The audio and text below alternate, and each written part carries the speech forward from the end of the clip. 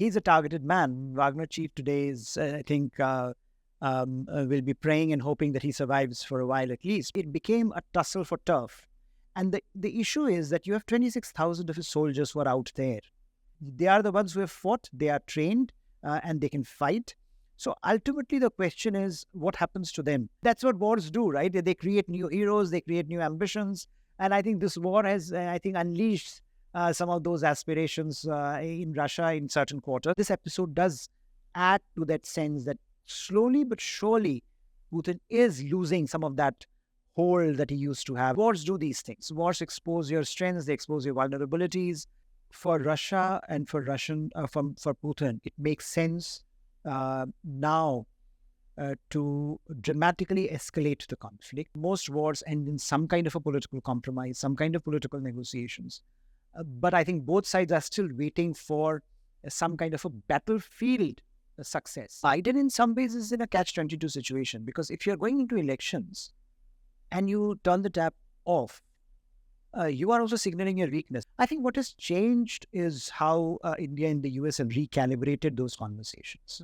Today, the conversations are about the future, right? Technology, defense, critical and emerging technologies. China galvanized the relationship. It accelerated the pace. I think something that would have already, that was already in the play, the China factor accelerated those trends.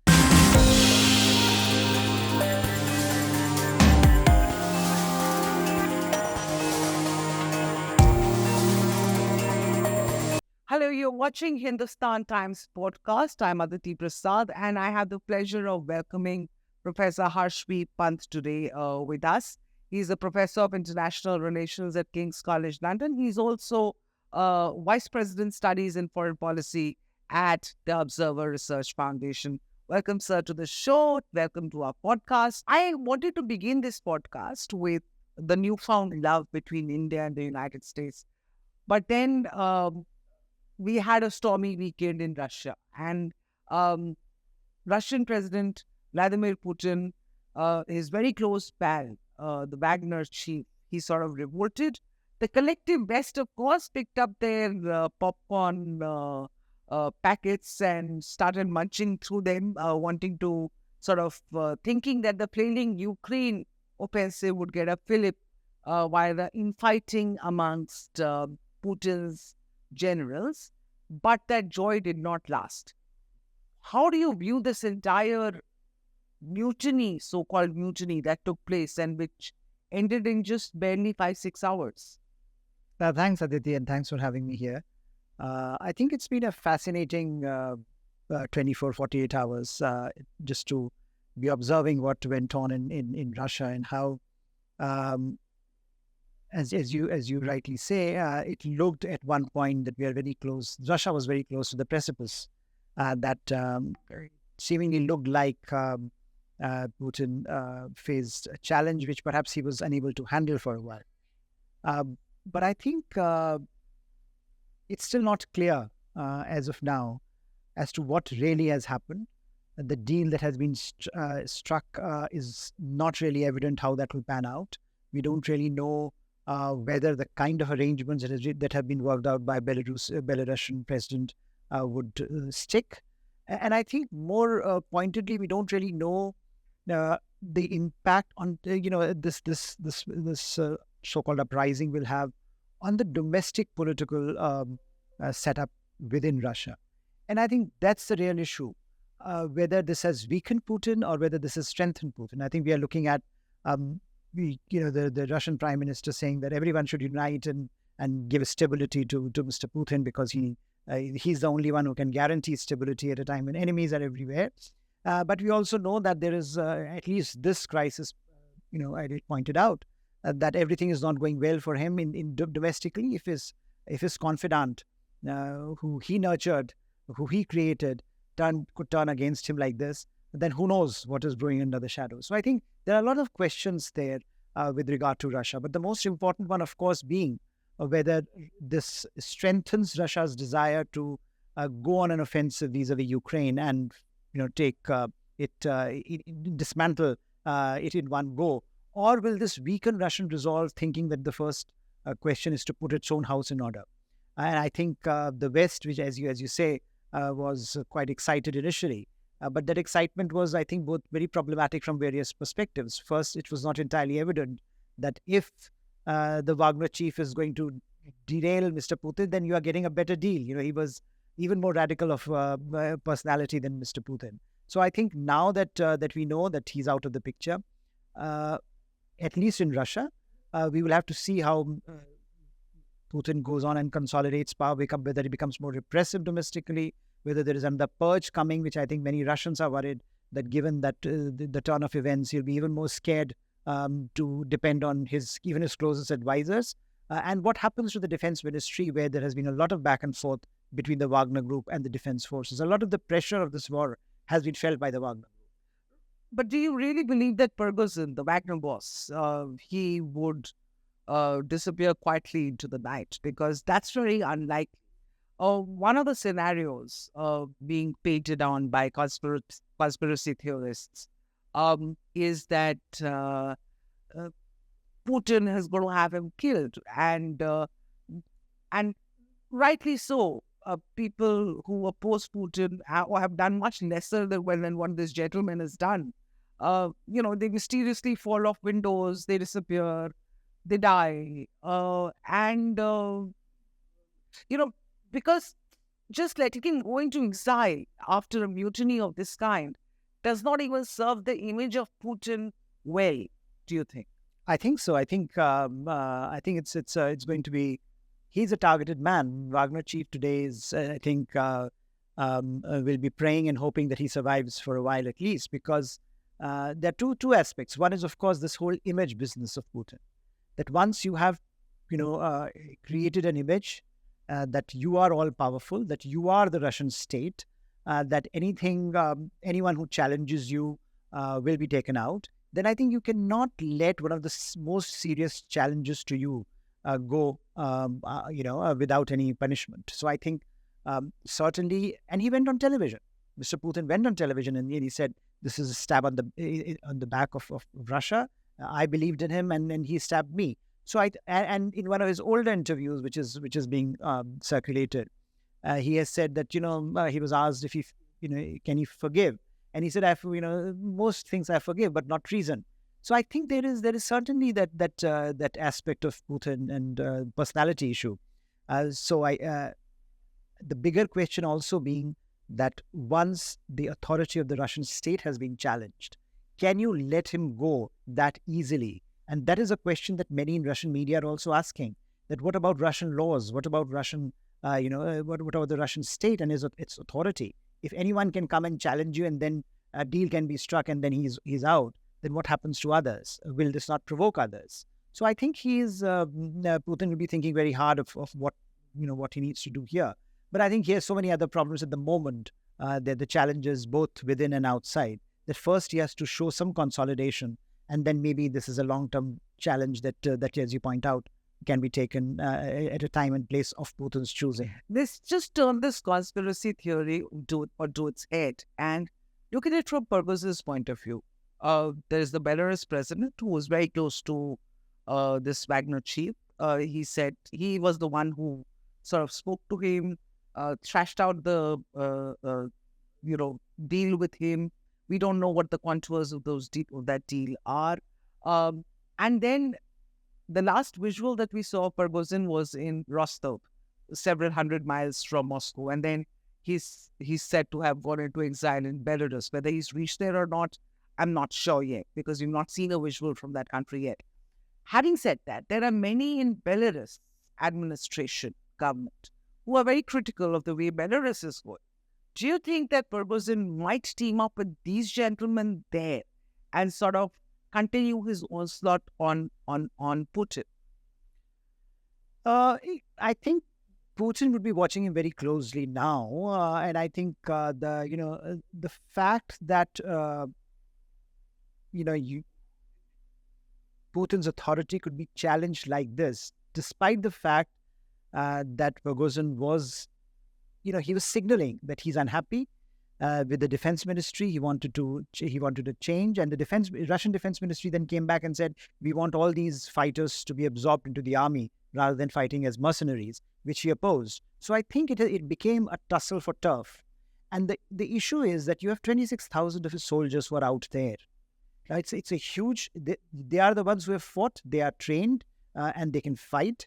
So ultimately the question is, what happens to them? Under whose authority are they working on? Will the Wagner chief still commands their support? And if he does, then how he's going to use them? So I think the question that you are raising is going to be a very important one for Putin now to keep an eye out for as to what happens. And Belarus, I think in particular, would also be very sensitive, because we have already seen Belarus being dragged into the Ukrainian conflict in ways that perhaps many in Belarus don't like. Right? You have now nuclear weapons on their territory. Tactical weapons are now there. And now the Wagner chief is there. So indirectly, it is being implicated in a war that Putin started, that Russia started, but the costs are being borne by Belarus. Now, whether Belarus is able to sustain. Lukashenko is there at the moment. He wants to manage this. Yeah. But post Lukashenko, there is a huge challenge to his authority in Belarus. How does this pan out? I think this is a serious question both for Belarus and for Russia now, both in terms of their bilateral engagements as well as what happens domestically in these countries. Some reports have also claimed that Prigozhin may have he made contact with the Ukrainian military intelligence a few times during the war. Do you think that the revolt, and I won't call it a revolt, I would call it a mini mutiny, because it just lasted a few hours. And do you think it was done at the behest of a foreign country, or was it just the simmering differences, as you pointed out, and as we all known, which Prigozhin did voice out publicly more than once? It's difficult to see. I think how the Ukrainians may have pushed it, or external powers would have used it. Let's also not forget that Putin, who is always using the foreign power model to strengthen himself, did not use the term when he addressed the media, when he addressed the Russians. It was very personal for him, and I think that's where in a sense this story lies. That Prigozhin, I think at the end of the day, believed in his own valor, ended up believing in his own support and strength that he was receiving. Let's also not forget that when they were retreating, he was being cheered by a lot of people. Yeah. So there is a political ambition there. There is a sense that, if my people are winning the war under my turf, when we are performing better than the Russian army, when I am leading them better, why not me instead of Putin? Who is Putin at the moment? I mean, he would have seen it from his perspective. Yeah. That this is a moment to tell the Russians that I'm a guy who's been operating in the shadow all his life. He suddenly got limelight post the Ukraine war, and he suddenly came out of those shadows and he said, hey, I can be the next Putin. Yes, I mean, that's what wars do, right? They create new heroes, they create new ambitions. And I think this war has, unleashed some of those aspirations in Russia in certain quarters, and Wagner Group being such an important part of Russian offensive.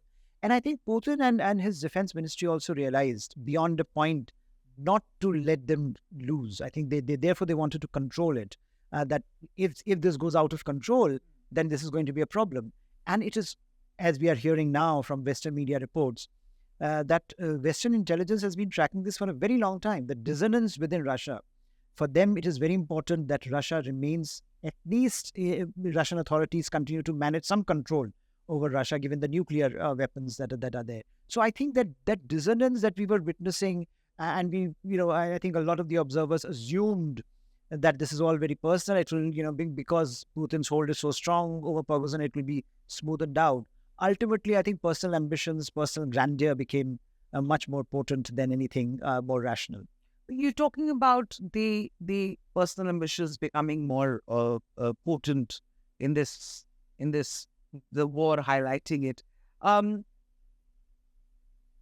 There is parts of the Western media who were delighted with this. When you talked about Putin's image and how. My question is simple. My question is, given all of these aspects, the fact that Western intelligence saw it means that Russian intelligence also must have seen it. And perhaps that is why it was all over in a matter of hours and not extended beyond that.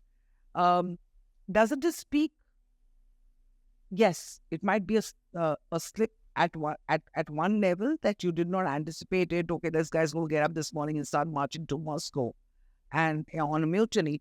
But on the other hand, to crush it so quickly, so you to hand it to Putin, because I think most Western analysts were expecting this to last at least for a few days. Not most, but some of them. I think a lot of the more seasoned Russian observers in the West were not even sure what is happening. I think everything came as a surprise. So I think there has been some observers, but some, I think, given this anti-Putinism in the West, certainly it was a delightful moment to see Putin under attack in his own country. But I do think that what has happened and it has exposed is in some ways Putin's vulnerabilities as well as his strength. After all, he comes from an intelligence background. His networks, his people are everywhere in the system. So for him to be able to comprehend the situation very quickly and to come to grips with it quickly is a testament to the command that he still has within the Russian political and state apparatus.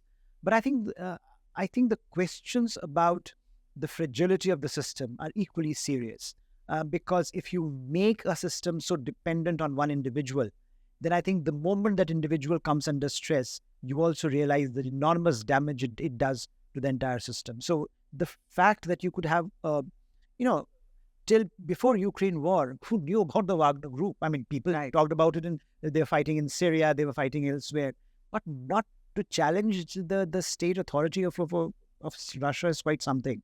Now, I think war has created this, Putin created this, but I think in the end it also became a Frankenstein kind of a thing that turned against him. Putin has been effective in crushing it. But I think, again, the question about how this was dealt with, I think a lot of questions are being asked in the Russian media about it. Why is it that something like treason is being tackled in a way that gives a very shambolic appearance to the rest of the world? But I think, as we were discussing, maybe at the end of the day, we will see Wagner chief disappearing forever. But I think it has exposed some vulnerabilities. But Russia being Russia and Putin being Putin, there's still a long way to go in terms of how this unfolds. Is there a possibility now of Putin losing power? I think the moment in authoritarian systems like this, when you have a leader, a supreme leader whose authority is challenged like this, I think history tells us that the leader does become vulnerable, that we do see the leadership coming under question from various directions. Much would depend on how this is handled. If he's once again able to demonstrate, that that Wagner chief, certainly he makes a public spectacle of him, brings him back, or takes him out in some ways. Again, reiterating that no one can challenge the authority of him, of Putin. I think maybe he will gain some traction, but I think it's safe to say that that aura of invincibility is certainly gone. And one also has to look at it in the context of the war. Right, the war has not gone as well. From last year and a half, he's been fighting Ukraine. Of course, Ukraine with the support of the West, and the Western countries are behind Ukraine. But when the war started, the idea was that it will be all done and dusted in a few weeks. It continues. The economy is suffering. The vulnerabilities are everywhere. The Russian army's vulnerabilities have been exposed. The command and control problems have been exposed. So I think things have not really gone very well for Putin. And we've also seen attacks within Russian territory. And I think all that gives you a sense that somewhere down the line, people are going to ask these very tough questions. And then they're going to assess Putin's image of being this very strong leader versus what is happening on the ground. And this episode does add to that sense that slowly but surely, Putin is losing some of that hold that he used to have, and people predicted that that he had before the Ukraine war. So I think and wars do these things. Wars expose your strengths, they expose your vulnerabilities, and I think in this case it is gradually unraveling in some ways. So he could lose power.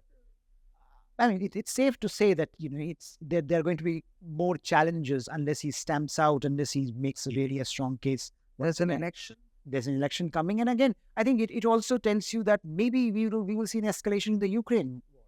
Maybe that he will say that, look, I have to win the war, I have to show to the people, and then you have this entire thing about nuclear and how this has been used again and again.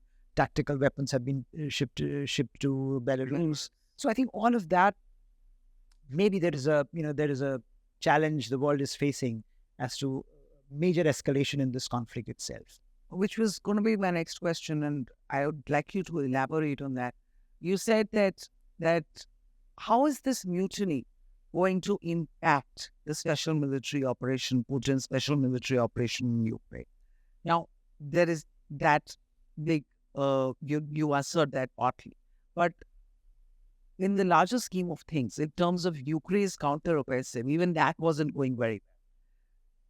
So it's like a never-ending battle. You win one, I win two, you win one, you take one step forward, I take two steps backwards. What is going to be the impact of this revolt on Russia's special military operation in Ukraine? I think in some ways, if you're looking at it from a strategic perspective, for Russia and for Putin, it makes sense now to dramatically escalate the conflict, because that would allow him to take the attention away from his domestic vulnerabilities. That that I've been under pressure domestically. That look, I've had attacks in Moscow. I have had attacks in where Russian forces have been targeted within their territories. I have had a situation where my authority has been challenged. What is the easiest way to divert attention? The easiest way is to show something on the battlefield. So from a theoretical point of view, that's the direction you would expect him to take. The challenge there is that the reason why Ukrainian counteroffensive has not gone as well as because of this Wagner Group. It is, but also because what Russians are now doing is that they're fighting defensive war. Because Ukrainians now want to push through those defensives, and Russians are holding their fortifications. Now that means that when you are fighting defensively, you perform better. Right. Ukrainians were also doing it better when the Russians were trying to be offensive. So I think the challenge for him is, how do you then go once again on the offensive, and with a military that is very depleted, without Wagner Group, imagine. Yeah. With Wagner Group, you have had some successes, and most of the successes actually with the Wagner Group. Now you have a military that is demoralized, that does not want to fight. How do you make them fight this war? Maybe you should just sack the defense and call it into it. But having that's in a lighter way. Maybe if he had done it before, this thing would not have happened. Exactly. But having said that, just shifting focus, whatever happens on the battlefield, of course, will happen as we go forward from one day to the next. But in terms of the economy, the how people are sort of dealing with whatever is happening, how the Russians are dealing with it, the average Russians, the impact on them. There's not been so much of an economic impact on Russia of the sanctions that have come their way. Largely because there is an India and a China willing to buy that oil and then refine it and pass it on back to Europe, and who are not buying oil. So it's a zero-sum game in that sense. How do you see this? Because this is not stopped. The economic sanctions have not stopped Putin. What will stop Putin? I don't think, economic sanctions have had a very mixed record. They have never really, historically, and also they have not really been a very potent instrument. When someone wants to be an aggressor, when someone wants to fight a war, economic sanctions rarely have stopped anyone. Now, in this case, as you point out, Russia has resources like oil and gas, which is something that everyone wants, and especially emerging economies like India and China want. So it's very unlikely that is going to have any impact on Russian morale. I think as far as Russia is concerned, the only way they will or Putin will not venture or not continue with this war is that if there is enough domestic discontent, if there is enough demoralization domestically, and that you don't see at the moment. There is some on the fringes, on the margins, but it's not enough for the Russian people to tell Putin that, look, this is enough. Gone to. On the Ukrainian side, you can understand the Ukrainian psyche. If you're fighting a war which is about your identity, which is about your survival, which is about your which is fundamental sense of nationalism. So you will fight, and many in India often make this argument: why are Ukrainians fighting? I mean, it's easy to understand. I mean, Vietnamese did that despite American opposition. Afghans did that, right? So I think they will fight. I don't see them not fighting unless the West tells them that, look, we are not going to fund this anymore. You have to take a call how far ahead you want to take, how far along you want to take this conflict. So I think either the West turns the tap and really tells the Ukrainians in clear terms that, look, this is enough of what we can support. And you see that happening occasionally when the French express their reservations individually, but it is not happening as a collective. As a collective, West still wants to support Ukraine. But I think ultimately most wars end in some kind of a political compromise, some kind of political negotiations. But I think both sides are still waiting for some kind of a battlefield success, which they can leverage on the negotiating table. That is not happening, and that is part of the problem. If you can imagine a situation if the Ukrainians were successful in the offensive, then they would have taken some territory, they would have said, let's sit down and talk. Or if the Russians had broken through in the initial phase, then they would have said, look, now we have won the first phase, come and sit and talk. Both of that is not happening. There is a stalemate. And I think that stalemate needs to be broken. Now, who breaks that, how that happens, that's still, I think, some... I just want to... you said that the West is still saying that they are going to continue supporting and they're not turning off the taps yet. But for how long can the West continue to fund this war? Because their economies are also suffering. Most of these developed countries, they are in a bad shape right now economically. Plus, there is a Mr. Biden who already has a watched Afghanistan exit behind it. And then there is the watched Ukrainian because I would call it watched right now because there is no solution in sight.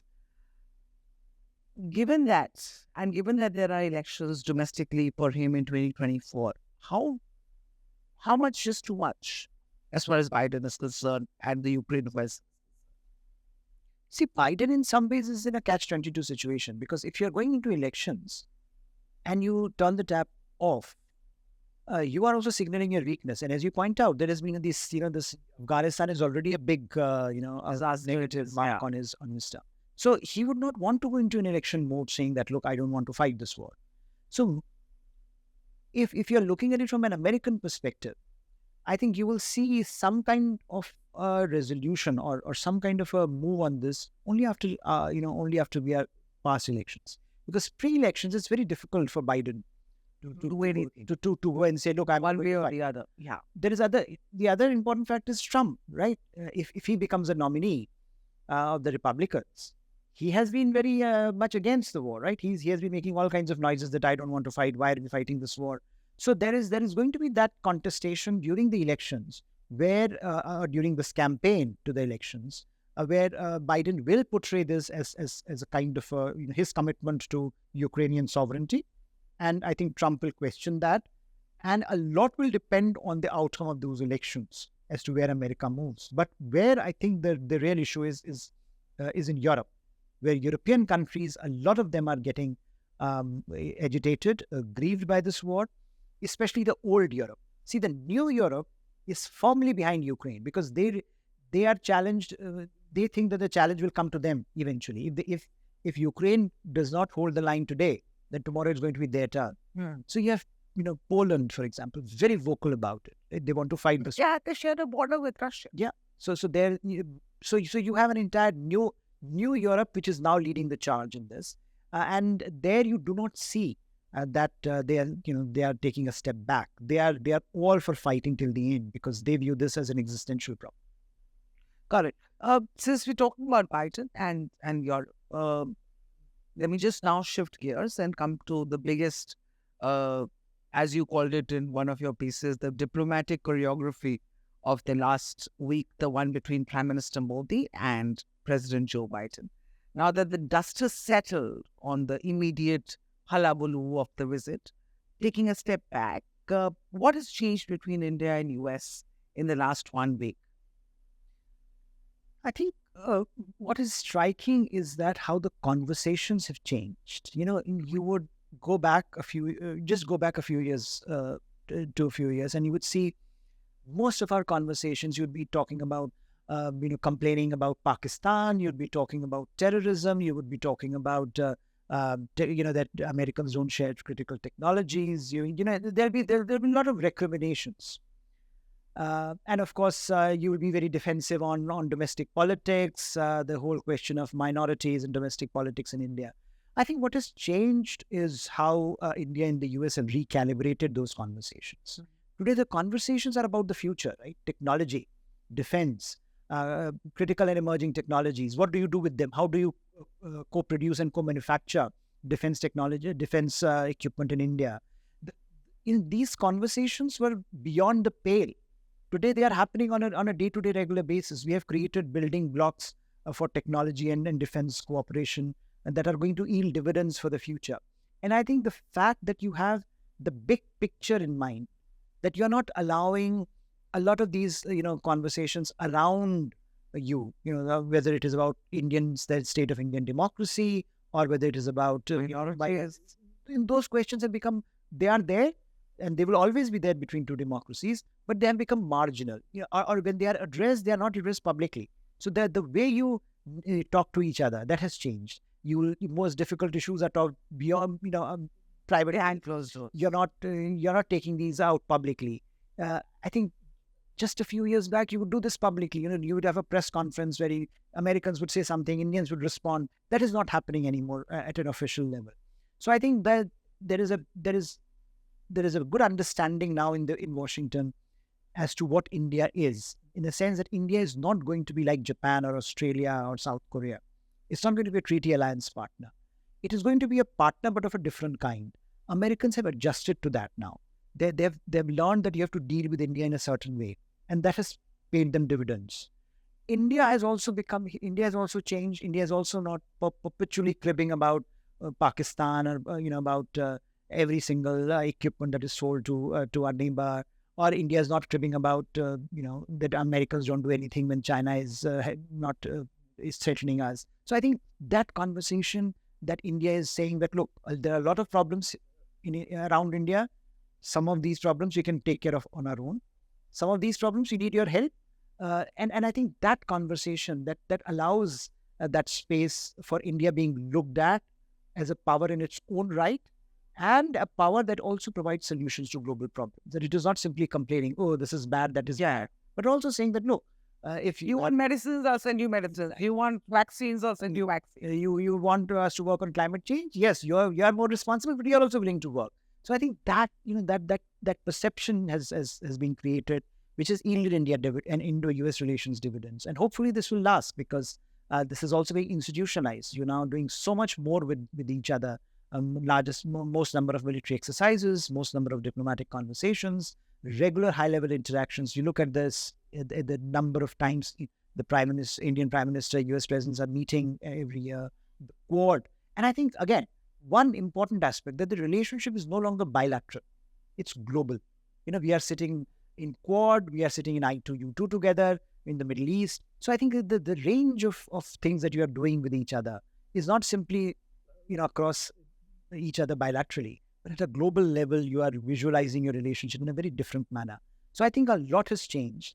And I would certainly give a lot of credit to the present dispensation. Mr. Modi has really played his cards very well, because he has also not yielded on some of the critical issues for India. On Russia, for example, we continue to hold our position. But despite that, we have been able to convey to the US that, look, this is our situation, this is our challenge, and this is a position that you should appreciate. And I think Americans have reciprocated. And of course, how big a role, I'm sure it's a fairly big role, but the China factor was also not that big an issue all this while. And suddenly, yes, we can credit Prime Minister Modi and the current dispensation for the overtures. But had it not been for China, Absolutely. and that has played a huge role in bringing India and the US closer. But if it gives you a sense of deja vu. At the time of the civil nuclear deal, the same brouhaha, etc., was there about the India-U.S. partnership. But it sort of died down after, after Manmohan Singh came back from the U.S. Uh, uh, you know, how long is this going to last, and why do you think this is a lasting or a landmark change in the ties between the two nations? See, the ties between two nations have continued to grow. So, across administrations in the US and across governments in India, you can go back to, Clinton, George W. Bush, Barack Obama, Donald Trump, and now Mr. Biden. One constant theme is that all of them wanted to build a relationship with India, which is more forward looking. Similarly, in India, cutting across administrations, we have seen. I mean, Manmohan Singh was about to resign on the nuclear deal. And then Mr. Modi comes in, and let's also remember that Mr. Modi's visa issue. And when it had come to power in 2014, there were a lot of people saying, "What will he do? Will he take revenge on the Americans?" And because of the way he was treated, but he was very pragmatic. And in 2 years' time, he went to the U.S. He delivered this famous speech to the U.S. Congress. And he shifted the goalposts in ways that are quite dramatic, because a lot of our foundation agreements, for example, were stuck. And logistics agreement, communications agreement with the US, which the US wanted, and he just pushed them through. Then came, the whole China thing. That China galvanized the relationship. It accelerated the pace. I think something that would have already that was already in the play, the China factor accelerated those trends. So in 2007, for example, when the first phase of Quad 1.0 was inaugurated, India was not very willing to be part of that. But by 2017, we were more than willing to be part of that. So I think, China factor has galvanized the relationship. And it has certainly given a sense of urgency that if you don't do it today, tomorrow might be too late. But I think if you're looking at it as a linear projection of this relationship, you would agree that it has continued to grow. It is one relationship that has continued to grow. And of course, there are many reasons for that. There is economic ties, people-to-people ties, and technology and trade ties. All of that is growing. But I think to be able to manage this relationship in the context of 21st century, in the context of what our challenges are today, when, as you were saying, when civil nuclear deal was signed, the question was, what next? This is such a dramatic move. What can we do now? And I think now that we look at how technology is driving this relationship, we are seeing that as the second part of this framework, that now India is not part of the technology denial regime that was created by the West, led by the US against India, is now favoring India. So in some ways, all of that has given India this buoyancy that if we are able to exploit it, if we are able to make most of it, I think it will benefit India's developmental trajectory, strategic trajectory, and it will benefit Indo-US relations. One of the biggest takeaways from this visit has been the number of defense deals, so to speak, and that too in big, high technology defense deals, and with an element of technology transfer, which the US has never been very favorable to do with India. That momentum in terms of defense, how much of it is, of course, there is a Russia factor to it, that the US wants to wean away India from Russia. But as far as defense technology is concerned, no doubt that US technology is superior from the Russian technology. So yes, it benefits us, but it's not going to be as easy to shift away from or remove our dependency from defense in Russia, is it? No. And I think that's the reason why defense partnerships take so much time to build and so much time to destroy. It takes so much time to get out of them. They can be liberating, they can be constraining. They liberate you because they allow you to tackle strategic challenges. But they constrain you because you can't do much, as we are witnessing in the case of Russia.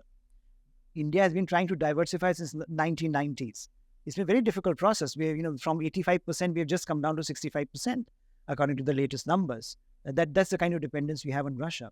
And despite all our efforts, we have not been able to get out of that relationship because for obvious reasons. So I think it's going to be very challenging. But what is happening is that I think India is also realizing that if you don't do it now, it might be too late, because you are not only looking at a Russia that is that is struggling at the moment. It is fighting a war of its own. How is it going to help you if it can't help itself? So for its first priority is going to be its own domestic. Anyway, because of the war, our imports, defense imports from Russia have dried up. Absolutely. And Indian armed forces are now on record saying that Russia won't be able to, meet its commitments for this year at least. So there are challenges. So what do you do? And you are almost on the verge of fighting a war with China and the kind of border mobilization that you've done. So you need to be prepared operationally.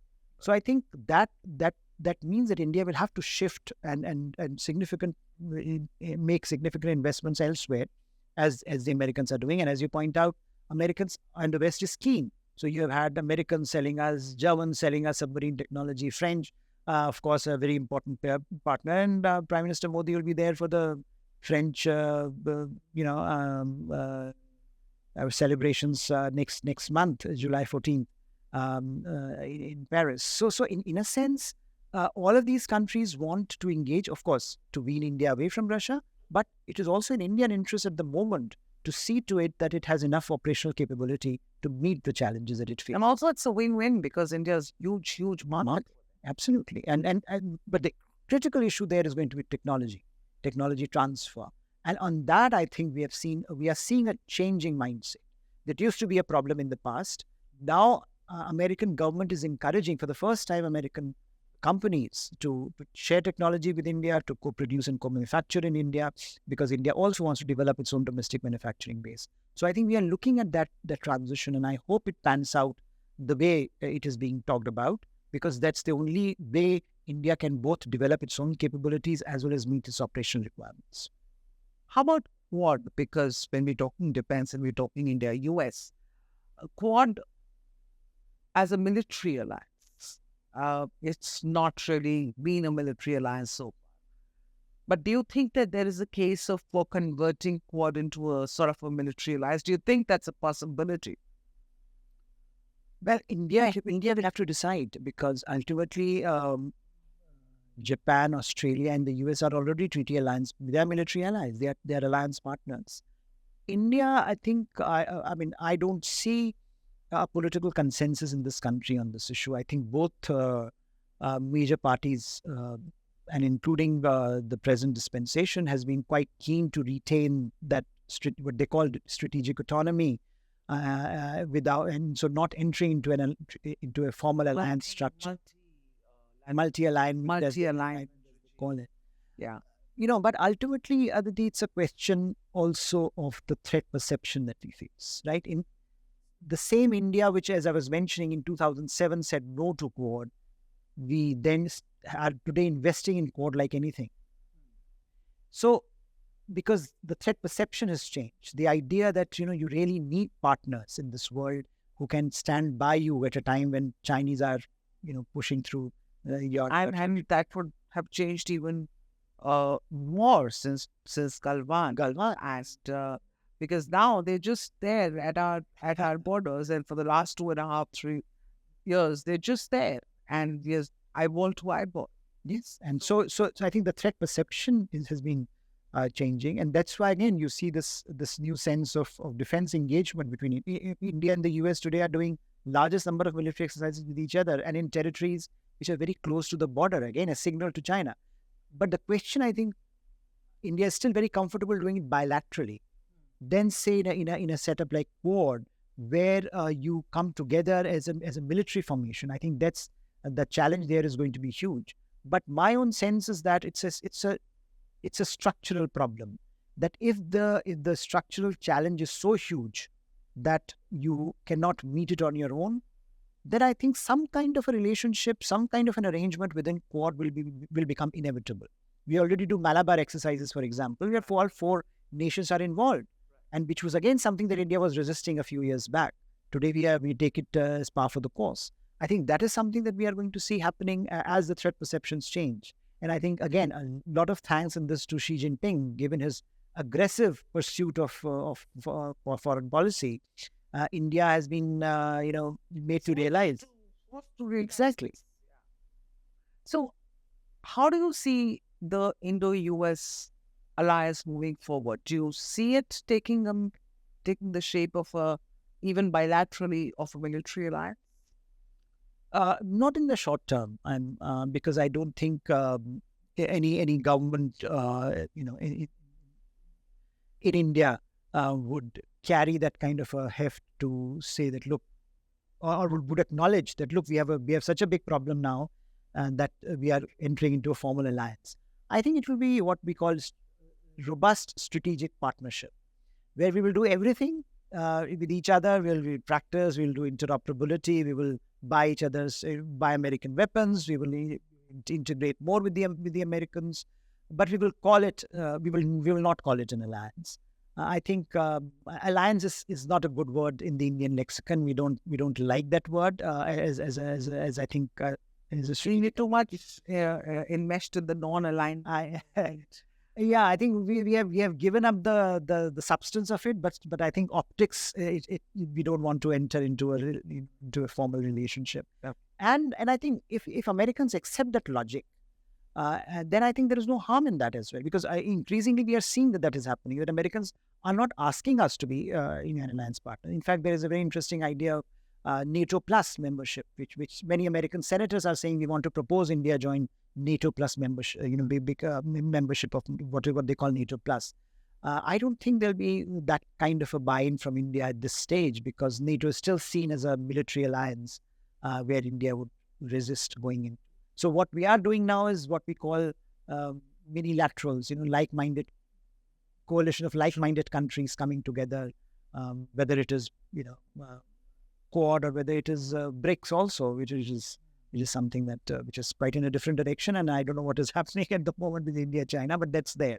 Yeah, but India and China being there, and lots of other nations now want to join the BRICS, including France. Well, that's the discussion we're going to have in another conversation. Sir, thank you so much. From ahead of Prime Minister Narendra Modi's visit to the US, The Economist in an article called the India-US relationship the most important transaction of the 21st century. And what I hear you saying, that it is indeed going to be a very transactional relationship and not a full-blown alliance, because that's not a lexicon that India as a nation really likes much.